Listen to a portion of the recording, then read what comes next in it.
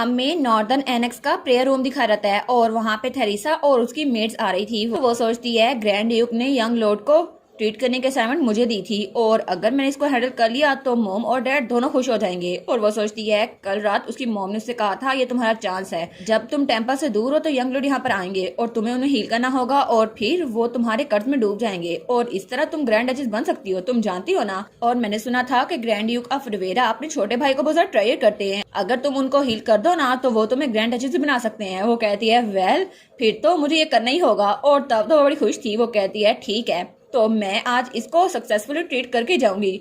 और तब वहां पे पहुंच चुकी थी तो वहां पे कोई कहता है यंग लॉर्ड लेडी थेरेसा आई है आपको ट्रीट करने के लिए। तो वो कहता है ठीक है अंदर आ जाए।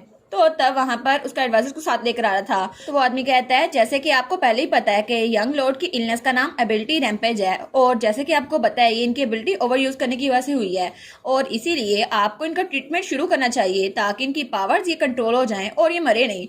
तो तब थेरेसा उसके पास आती है और कहती है एबिलिटी रैम्पेज मेरी बहन क्लोई वो भी इसे सफर कर रही है, मैंने उसको भी हील कर दिया था, तो क्या तुम भी मुझसे ट्रीटमेंट करवाना चाहोगे। तो वो कहता है क्या मैंने आपके बारे में सुना था कि आप लेडी थेरेसा हैं। वो कहती है हाँ ऑफ कोर्स।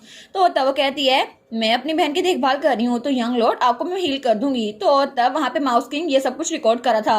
वो सोचता है सच में थेरेसा के पास ये एबिलिटी है भी या नहीं, क्योंकि मुझे तो नहीं लगता कोई एबिलिटी है इसके पास और ये सिर्फ नाटक करती रहती है। वो कहती है माई गुडनेस मेरे पास प्योरिफिकेशन की एबिलिटी है और व्हाइट लाइट आपको बिल्कुल ठीक कर देगी, ठीक है। और तब वो अपनी एबिलिटी यूज करती है और कहती है ठीक है तो मैं ट्रीटमेंट शुरू करती हूँ। तो वो बच्चा उसके इर्द गिर्द रोशनी फैल रही थी। वो कहता है क्या मैं ठीक हो रहा हूँ।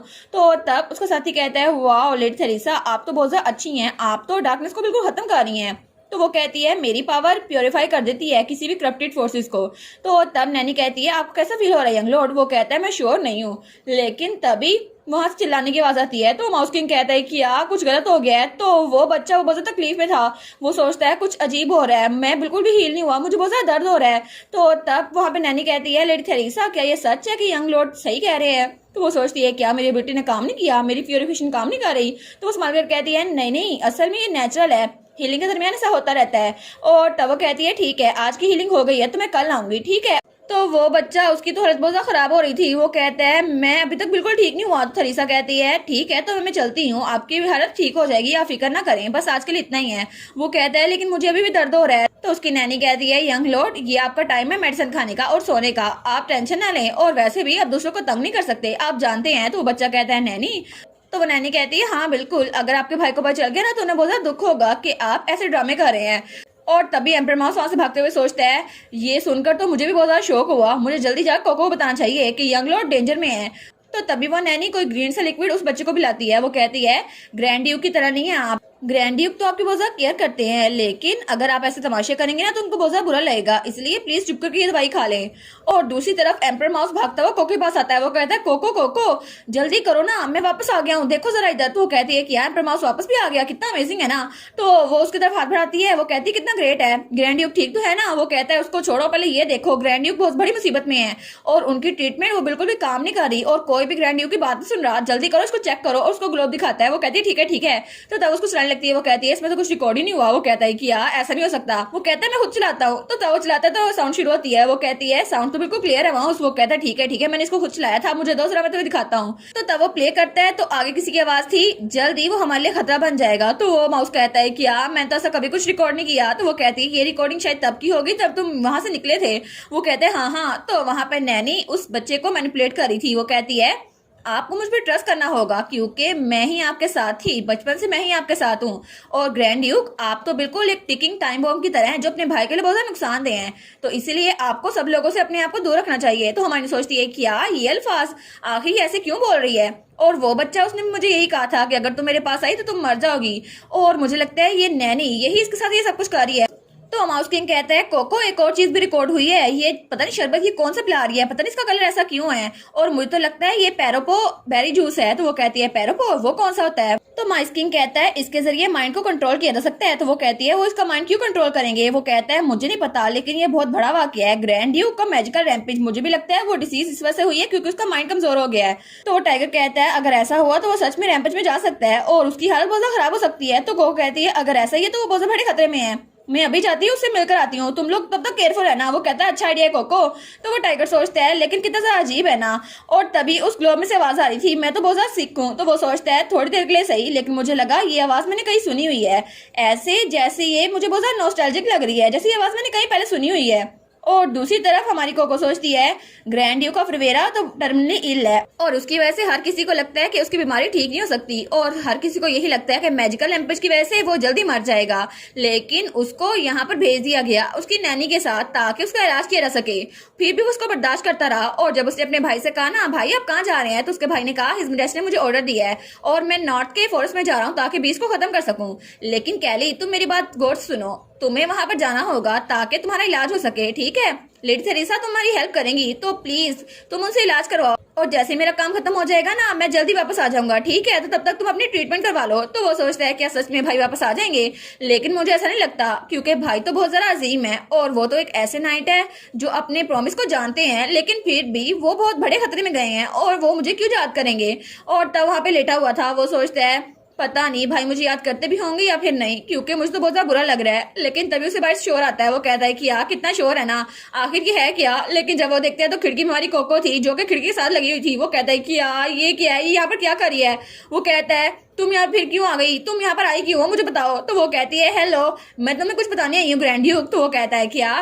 तो वो कहती है एक मिनट रुको जरा मुझे अंदर आने दो, और माउस उसे ऊपर चढ़ने में हेल्प करते हैं। वो कहती है मैं अंदर आ रही हूँ। वो कहता है एक मिनट रुको सही क्यों आ रही हो। तो वो अंदर आ जाती है।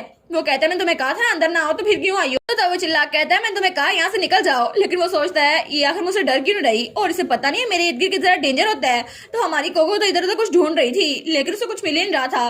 तो वो कहता है आखिर ये मेरी बात क्यों नहीं सुन रही। तो वो चिल्ला कहता है मैंने तुम्हें कहा ना दफा हो जाओ यहाँ से, तुम्हें इंसानों की जुबान समझ नहीं आती, और मैं तुम्हारे जैसे गंदे बच्चे के इर्द गिर्द नहीं रहना चाहता, और तुम्हारे से तो बैड स्मेल आती है। तो वो कहती है क्या।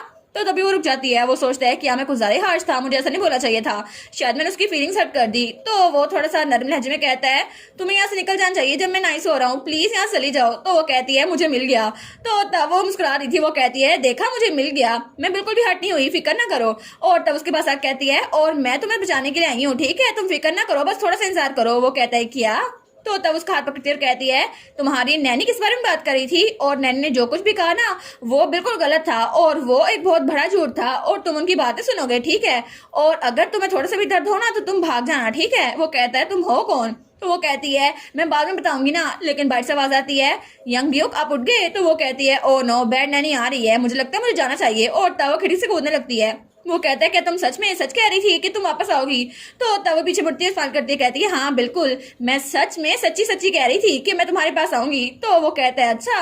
और उसके बाद वहां पे खिड़की में खड़ा रह गया था और हमारी हीरोइन वहां से कूद गई थी।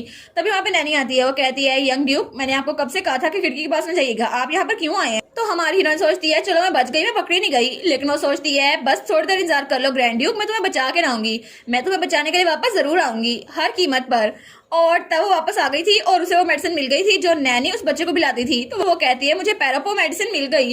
तो तब उसको लाइब्रेरी में वो सब कुछ मिल गया था। तो वो कहती है ये तो यहाँ पर है, मुझे मिल गई। और माउस उसको तो उसे चीज दिया था और वो आराम से एंजॉय कर रहा था। वो कहता है अच्छी बात है। तो टाइगर कहता है लेकिन वो नैनी तो बहुत ज्यादा बुरी है, तो मैं सच में लगता है कि वो उसको ये मेडिसिन खिला रही थी। वो कहती है हाँ मुझे पता है, लेकिन आगे हमें क्या करना चाहिए। तो माउस कहता है इसके अलावा और कोई तरीका नहीं है, ये रिपोर्ट नैनी के खिलाफ सही रहेगी। तो कोको कहती है यंग ड्यूक की आंखें देखकर तो मुझे लगता है वो जीना चाहता है, क्योंकि जब मैं स्ट्रीट पपी थी ना तो मैंने अपने बहुत सारे दोस्तों की आंखें ऐसे देखी थी जो बहुत ज्यादा तकलीफ में थे लेकिन वो जीना चाहते थे। और अभी मैं इस बारे में सोच रही हूँ तो वो बच्चा उस बच्चे को जीना चाहिए और इसके लिए सिर्फ एक ही रास्ता बचा है। तो माउस कहता है क्या एक रास्ता, लेकिन वो कौन सा है। तो टाइगर कहता है हाँ हमें बताओ। तो वो कहती है एंशिएंट मैजिक। तो वो दोनों कहते हैं एंशिएंट मैजिक। वो कहती है हाँ जो फ्यूचर मैंने देखा था ना वहां पे ग्रैंड ड्यूक कह रहे थे कि उसको ठीक करने का सिर्फ एक ही तरीका है एंशिएंट मैजिक यूज करना, और उसकी वजह से उसका हार्ट रिकवर हो जाएगा जिसकी वजह से रैम्पेज नहीं होगी। लेकिन मैं कोको तो 5 साल की बच्ची हूँ, मुझे कैसे पता होगा। तो तब माउस किंग कहता है अगर तुम्हें पता करना ही है तो किसी बर्ड से पता कर लो ना, क्योंकि दिन के वक्त बर्ड्स एक्टिव होते हैं और रात के वक्त माउस एक्टिव होते हैं। तो वो कहती है बर्ड, अरे हाँ बर्ड्स, मैं उसको इस्तेमाल कर सकती हूँ और मुझे वहां से इन्फॉर्मेशन मिल सकती है। तो टाइगर कहता है कि हाँ बर्ड्स। तो माउस कहता है मैं तो कह के पछताया। वो कहते हैं ठीक है सब लोग मेरे पास आओ एक सेकंड के लिए। और तब उन्हें कहानी बताने लगती है। वो कहती है मैं तुम लोग को बताती हूँ ये सब कुछ होगा कैसे। तो वो कहता है सच में ये सच है। वो कहती है हाँ। और वो सोचती है अगर मैं वहां पर चली गई ना तो मुझे एंशिएंट मैजिक मिल जाएगा। और दूसरी तरफ हमें रात का सीन दिखा रहता है और उस बच्चे का कमरा। वो कहता है नैनी क्या मैं थोड़ी देर के लिए बाहर जाके वॉक कर सकता हूँ? तो नैनी कहती है नहीं, तुम बाहर नहीं जा सकते। तो वो कहता है लेकिन मैं बीमार होने से पहले भाई के साथ वॉक के लिए जाया करता था, और शायद वो सोचता है अगर मैं बाहर जाऊंगा ना तो मैं उस बच्चे को देख सकता हूँ, उसने प्रॉमिस किया था मुझसे मिलने आएगी। तो उसकी नैनी कहती है आपकी हालत बहुत ज्यादा बुरी है, तो ग्रैंड ड्यूक ऑफ रिबेरा ये नहीं चाहते कि वो आपके साथ वॉक करे। तो वो कहता है लेकिन क्यों? तो वो कहती है गुडनेस, आप खुद नहीं जानते, क्योंकि वो सब बीमार हैं इसलिए तो आपके भाई ने आपको यहाँ पर भेज दिया। आफ्टर ऑल मास्टर कैली, आप तो हाउस रिबेरा पर एक दाग है, और वैसे भी आपको यहाँ पे इसलिए भेजा गया है क्योंकि वहाँ पे कोई आपको बर्दाश्त नहीं कर पा रहा था, और वैसे भी आप जानते हैं ना आपको वर्थलेस नोबल कहलाना कितना बुरा लगता है। तो वो कहता है ऑल राइट, मैं अकेला रहूंगा। और वो सोचता है नैनी ठीक कह रही है क्योंकि मेरी पावर बहुत ज्यादा अनकंट्रोलेबल है। तो वो नैनी कहती है ठीक है अब आप सो जाएं, अब मैं चलती हूँ। और तब जाते हुए कहती है अब आराम से रेस्ट कीजिएगा यंग लॉर्ड। तो वो सोचता है ओ नो, नैनी ठीक कह रही थी। लेकिन तभी वहाँ उसकी तकिए के नीचे एक बुक पड़ी हुई थी, वो उसको खोलता है। वहाँ पर लिखा हुआ था पपी प्रिंसेस ने डार्क टावर में आकर उस विच से उसको छुड़वा लिया, और वो कैट हीरो वो उस पपी के हाथों बच गया। लेकिन वो सोचता है मे बी, मुझे लगता है शायद हर्ट होना मैं भी कभी बंद कर सकता हूँ, और वो पपी प्रिंसेस मेरे पास भी आ सकती है क्योंकि वो बच्ची, शायद वो बच्ची मुझे बचा ले। और वहाँ पे जो इलस्ट्रेशन थी वहाँ पे वो प्रिंसेस, वो पपी प्रिंसेस उस वार हीरो को बचा रही थी जो कि कैट था, जो कि हमारी कोको और उस बच्चे को जाहिर करा था, क्योंकि हमारी कोको तो उस बच्चे को लाजमी बचा लेगी। और इसी के साथ ये वाला पार्ट यहीं पर ख़त्म। तो आप लोग बताइएगा आप लोग को ये पार्ट कैसा लगा, और वीडियो को लाइक और चैनल को सब्सक्राइब लाजमी कीजिएगा। बाकी वीडियोस का लिंक भी स्क्रीन पर नज़र आ रहा होगा, तो काइंडली उनको भी चेकआउट कर लें। और thank you so much for watching my videos. Stay safe, bye bye.